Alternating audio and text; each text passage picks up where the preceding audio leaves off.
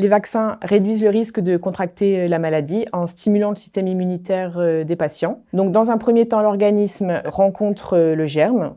Il va développer des anticorps suite à cette rencontre avec le germe. Et comme le système immunitaire a de la mémoire, il va garder trace de cette rencontre. Et si la personne est de nouveau en contact avec cette maladie, elle saura y répondre et donc évitera de développer les symptômes. Il y a de nombreux vaccins qui sont recommandés en France. Donc, il y a des vaccins obligatoires et des vaccins qui sont uniquement recommandés. Donc, la vaccination commence en population générale à 2 mois. C'est obligatoire de respecter le calendrier vaccinal chez les enfants. Il y a des exceptions en cas de maladie grave, en cas d'immunodéficience, on peut parfois décaler les vaccins. Après, il faut savoir qu'un simple rhume ou une simple rhinopharyngite, une infection virale bénigne, ne nécessite pas de décaler les vaccins. Ils peuvent être faits même en cas de maladie légère. Les vaccins, ça permet de se protéger soi-même, mais aussi de protéger les autres. De nombreuses maladies pour lesquelles nous sommes vaccinés sont potentiellement très graves, mortelles dans certains cas, et peuvent entraîner des conséquences à long terme. Par exemple, le fait d'avoir une méningite bactérienne peut entraîner une surdité, ou peut entraîner même des amputations en cas de séjour en réanimation, par exemple.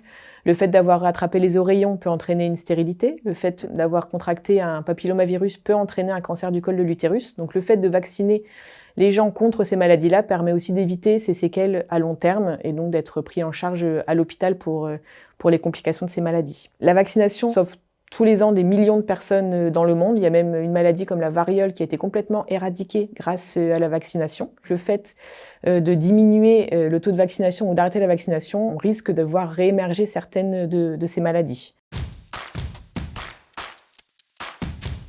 Comme tous les médicaments, les vaccins peuvent avoir des effets indésirables. Après, il faut savoir que c'est un des traitements qui est le plus contrôlé, le plus sécurisé et qui a un rapport bénéfice-risque le plus important. C'est un processus long et complexe pour fabriquer un vaccin et c'est donc quelque chose qui est fait en toute sécurité. Les effets indésirables les plus fréquents des vaccins sont une fièvre légère, une petite douleur ou un petit point rouge au niveau du point d'injection du vaccin. Il peut y avoir des effets indésirables graves de certains vaccins. Ils sont très soigneusement suivis et il y a des recherches scientifiques qui sont poussées pour comprendre certains effets indésirables. Vous avez peut-être entendu parler du lien entre l'hépatite B et la CEP, entre l'autisme et certains vaccins.